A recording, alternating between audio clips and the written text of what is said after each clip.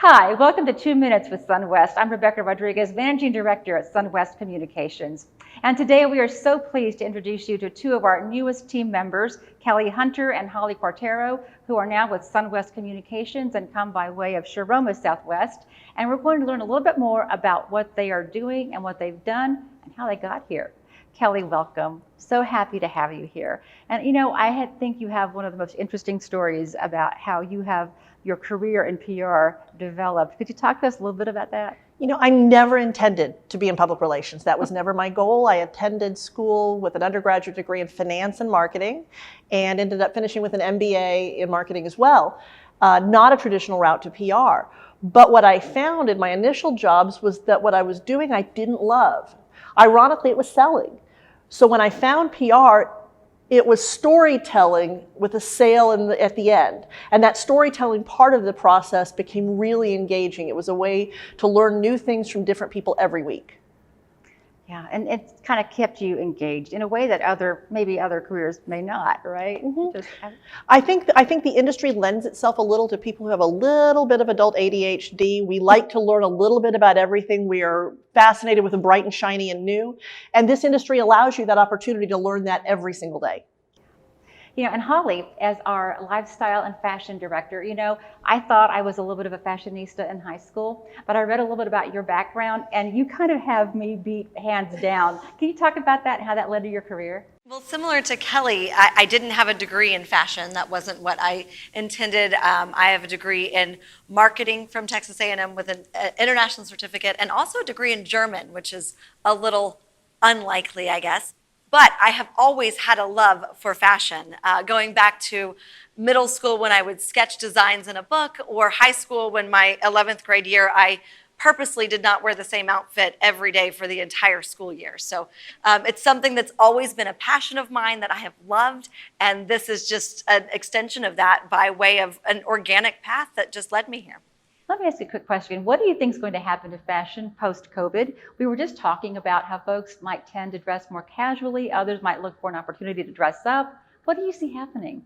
I think people are still fascinated with comfort. I think now that we've learned that you can be comfortable and fashionable, the comfort factor is never going away from this point forward because we all know how important it is to stay comfortable. That being said, I think we lost a little of ourselves with COVID and a little of our fashion sense. So those who are interested in fashion are still ready to get back out there and show off all the new things that are available in the stores.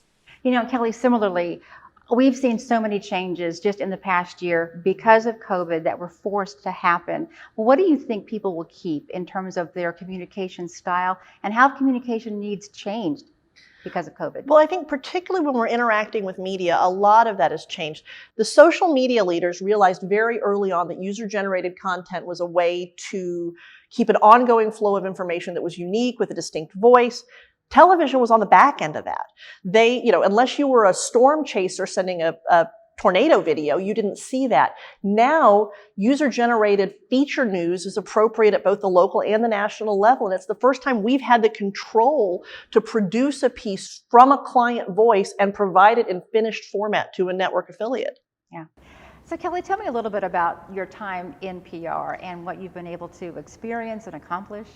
So when I met Mary Shiroma a little over 29 years ago, she took me in and I began working with her a few days a week until it became a full-time position. And I really learned PR from the ground up, from putting together press kits and real hands-on coordination with clients all the way up through production, et cetera. And it was fascinating to watch because the time period where I was learning with her was where the technology in the industry was changing, where you went from fax machines to emails, from desk side meetings to cell phone calls. The world was changing very rapidly, and it was exciting to kind of learn alongside all of that. So Holly, tell me a little bit about your career path and how you got to Shiroma. I like to say that my path here was very organic. It just happened the way it was supposed to happen. After graduating, I took a temporary position with Macy's, actually, here at Galleria Dallas. My office was here, but my job was to open the Stonebriar store back in 2000. And it was supposed to be a temporary job. I was supposed to be here for 3 months. But after those 3 months, they asked me to stay. And so 5 years later, I was still there. I enjoyed it. I learned a lot about fashion and a lot about PR because my position was in public relations and special events. I did everything from in-store events to greeting celebrities to doing public relations, and learned how to do television during those years. I met a lot of great people as well, which takes you to the next part of the story, which is when I had my oldest daughter. I decided I was going to stay home and be a mom. And the same day I sent out that email, I got a couple of emails to say, hey, would you like to come work for us? And one of those happened to be from Mary Shiroma, who asked me if I'd like to do some part-time, low-hours work from home, which is a great offer for a new mom. So that was the one I accepted, and just fast forward, 15 years, and this is where we are today.